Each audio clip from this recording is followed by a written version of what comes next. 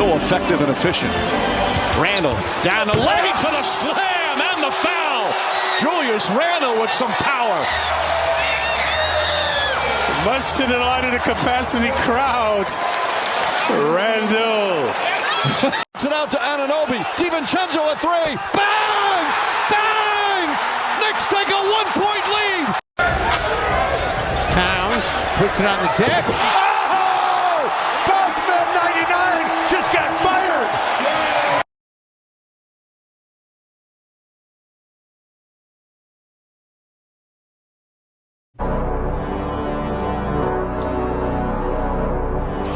What do you mean?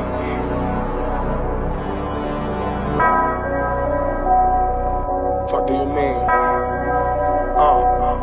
Fuck do you mean? Let's see what's going on here. It's Friday night. Let me bring it to the top. All right, here we go. Salute to Knicks Nation on this Friday evening.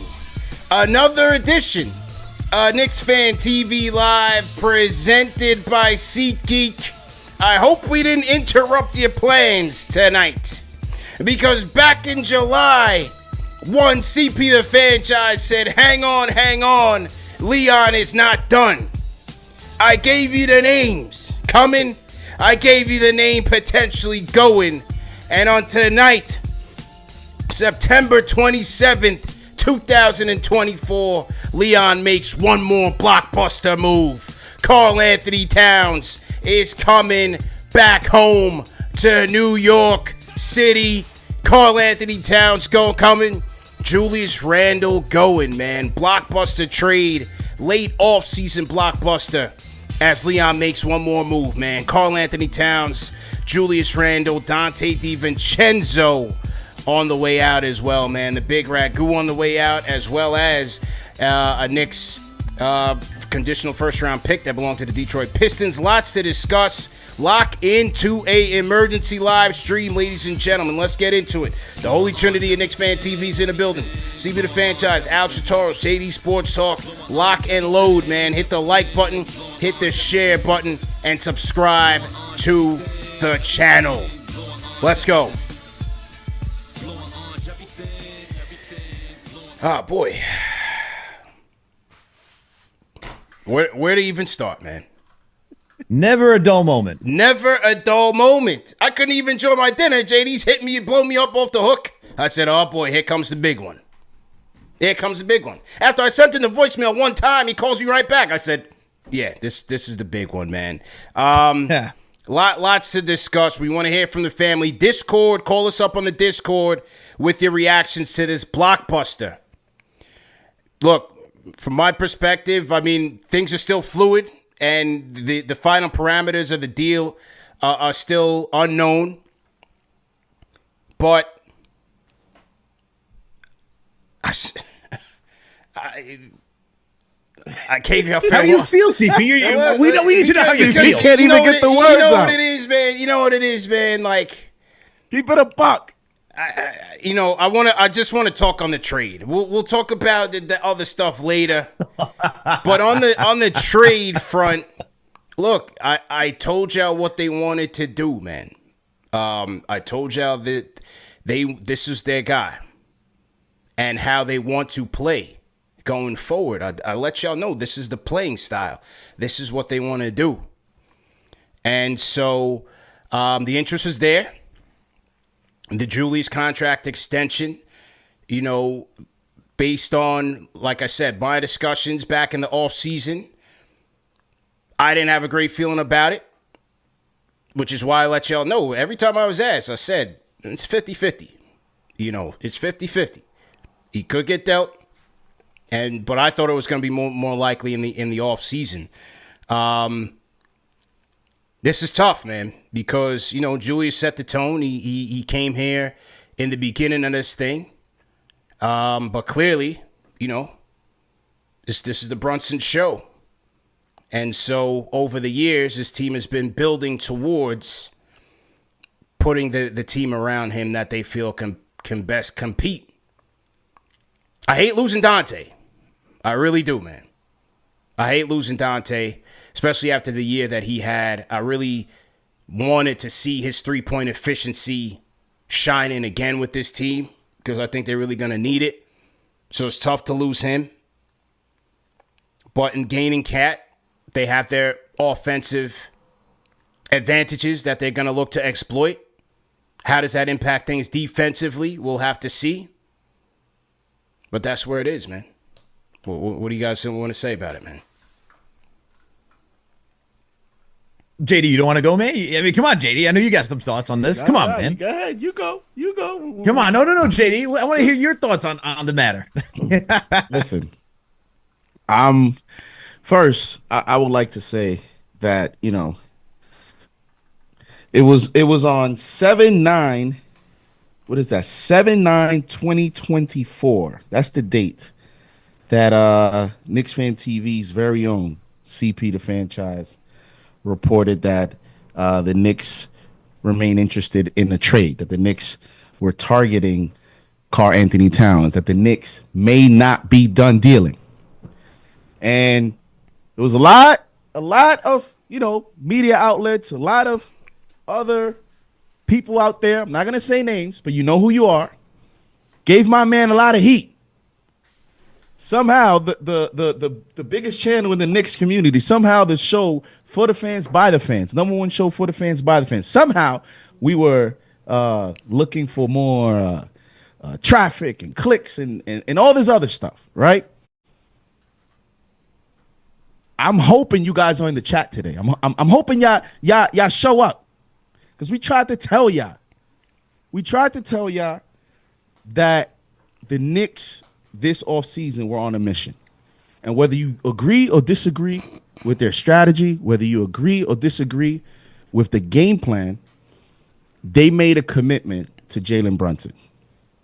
And I think you saw when Jalen Brunson made that big financial decision, he made a commitment to the New York Knicks. He made a commitment to the game plan. And I thought from that very moment, we might have even underestimated that deal even more. And now I may understand it even more, because when you make such a decision like Jalen Brunson made, we all thought that it was all about the friends.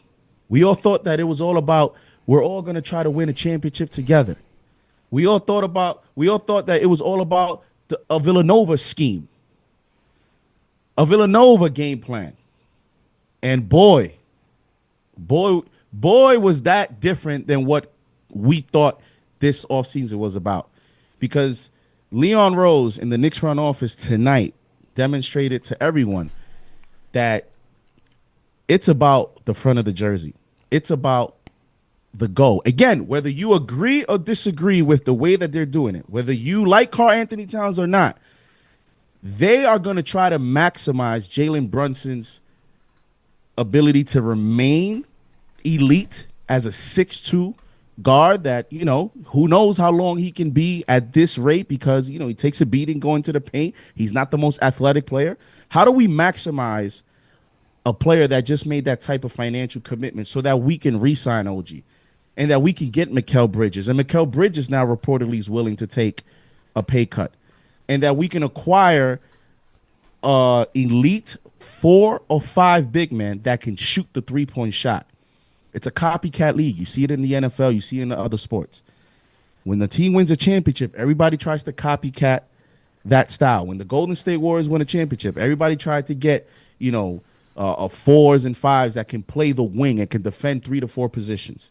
And with the Celtics doing it with Kristaps Porzingis being the 5, and you saw how difficult it was to defend. The Celtics were able to create an environment where Jason Tatum could shoot 40% in the playoffs, and they still win the championship. The Knicks are trying to mimic that type of style where Karl-Anthony Towns could go off one night, Jalen Brunson could go off one night, Mikal Bridges can go off one night, and you're able to be healthy at the end of the season. So I'm shocked that Donte DiVincenzo was in this trade. I think all of us thought that when Brunson made this decision that this is going to be the core. A lot of people saying everybody else is on the block. There's no way they're trading Josh Hart to Donte DiVincenzo, and obviously you get Mikal Bridges. Now, I mean, CP and Alex, they make, who knows? Nobody's safe at this point. I think they proved to everyone, yo, we're going for the championship. However, whatever it takes, it's now or never, and it's now or never. And opening night, oh my God, just got a little bit more spicy. It's gonna be crazy, man. Al, get in here, man. Yo, all I know is that opening night, those tickets they're expensive right now. I intend on going, but then I was looking at prices and I'm like, holy cow, I'm gonna have to, start dipping into some savings if I want to go to this game. But now you have even more of a reason to jack up those prices now with Karl-Anthony Towns and Jalen Brunson being the forefront of the New York Knicks going against Jaylen Brown, Jason Tatum, and KP if he's healthy enough to start the season. Look, you guys have already spoken about it. The reason why the Knicks made this move is for Jalen Brunson, and let's look at what they did getting Karl-Anthony Towns. On paper, what they're looking for is a guy that can not only space the floor as a big, but also just open the paint, right? And you do that with somebody like Karl-Anthony Towns. That's the whole point. On paper, that is what he's supposed to do. And then when you look at what he did out in Minnesota, how he was just able to continue to improve his three-point shooting, you're looking to maintain that to help Jalen Brunson, because this is a guy who likes to get downhill 16, 17, 18 times a night. That is what he averages in the league. He is one of the most drive-heavy guards, next up there with SGA and people of those nature. So if you're going to have somebody, as JD said, who's not super athletic, who is going to be physical while attacking the paint, you're going to have to open up that paint so that way he gets one-on-one matchups at any cost, and that is why you go after and get somebody like Karl-Anthony Towns. And now on top of that, not only did you want to space the floor, but we all know the concern of this offseason after losing Isaiah Hartenstein was, do we have enough rim protection? Do we have another legitimate center that we have on this team? That's where you also look at somebody like Karl-Anthony Towns and say, okay, we get another 7 foot in here. Whether you pair him next to Mitchell Robinson, or if you don't have Mitchell Robinson, you still have a 7-footer on the court at all times. And the addition of Karl-Anthony Towns, okay, is that he's also a scorer. We know he can shoot the three. We know he can finish around the rim. Those are his two primary areas where he plays the modern NBA style. It is layups or threes. That's what Cat likes to do. Obviously, he's big, so he could dunk and do all that stuff.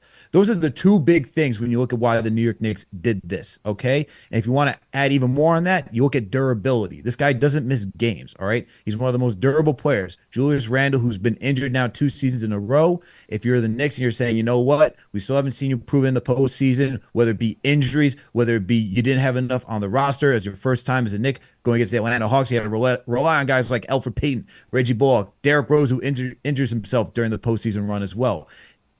The Knicks are saying we don't have enough time for that.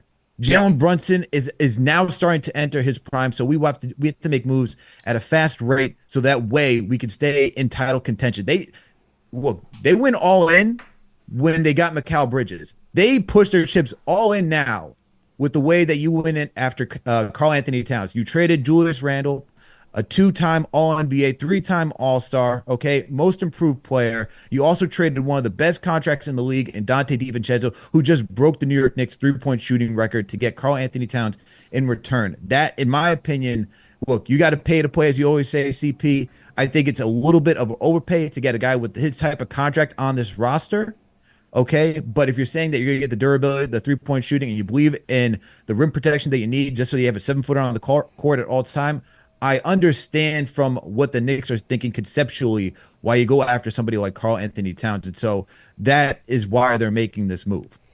And we just filtered the chat for members only. We want to make sure that we get our members' comments in here. Salute to all of our franchise channel members. If you're not a franchise channel member, go ahead and hit join, man. $4.99, cheaper than a cup of coffee, and you get quality programming such as this, man. Number one show for the fans by the fans. My franchise channel members, go ahead and throw an emoji in the chat, a custom emoji. Let us know that you're in here. We got a $200 super chat from my guy Jason Calcanis. Shout out to J Cal. He says, lots of feels, but we got the best player in the trade. Shout out to J Cal on that one, man. Welcome to the franchise channel members. Joe Shone Train. We got Antoine White, and we got King J number 22. All those guys have joined the franchise channel memberships, and right now we got almost 7,000 people on here. So everybody at home, hit the share button right now. Wherever you guys are watching from, share this video on Twitter, Facebook, YouTube, whatever it is, and let the people know number one show for the fans by the fans is on and popping.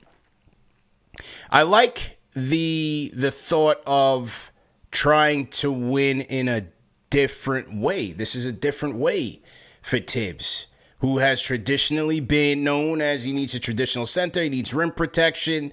But year after year, we've been seeing Tibbs adapt to the modern game. Remember, when he spent that time off, he went and traveled. He went to Golden State and sat down with Steve Kerr. He went to the Clippers. He went to different stops and was tapping in, taking notes, and seeing where things were going. And now we're kind of seeing a new Tibbs, because I'm looking at it like on opening night, your starting five could be Brunson, Hart, McCall, OG, and Karl-Anthony Towns. Or if you want to say Hart as the 4, whatever the case may be, that could be your starting 5 come opening night. No, it ain't happening. He's not playing the 4. You don't. Okay. Tatum plays the 4, so you know OG's getting that assignment. Sure. You don't.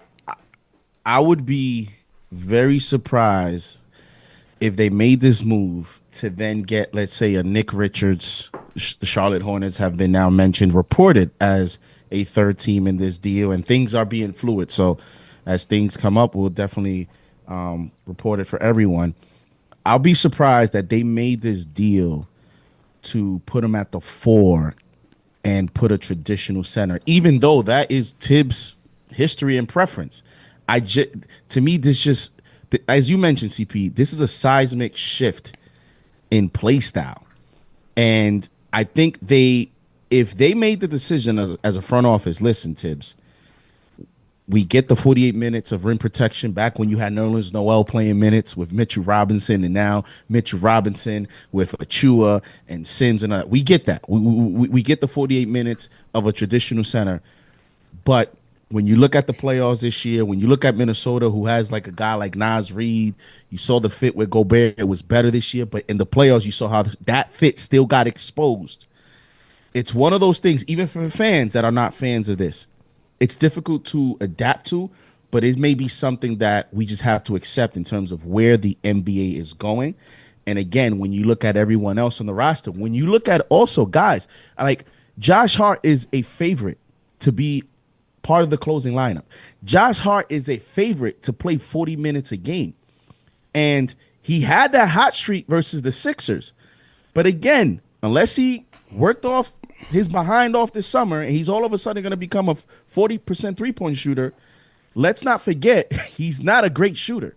So it's like, how do we create a lineup, a personnel that can allow us to keep a guy like Josh Hart in closing minutes, that can allow us to keep Josh Hart for 40 minutes, and we want to call ourselves a championship team in an NBA where you literally need almost everyone on the court to be able to shoot the three-point shot? How do we do that? Well, you either play small ball, but that 5 has to be able to shoot the 3.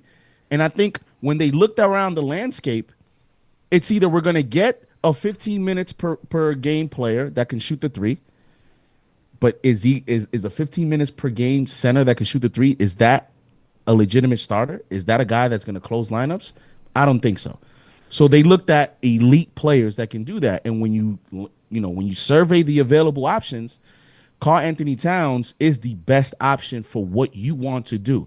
The other side of it is, boy, does he come with a huge contract.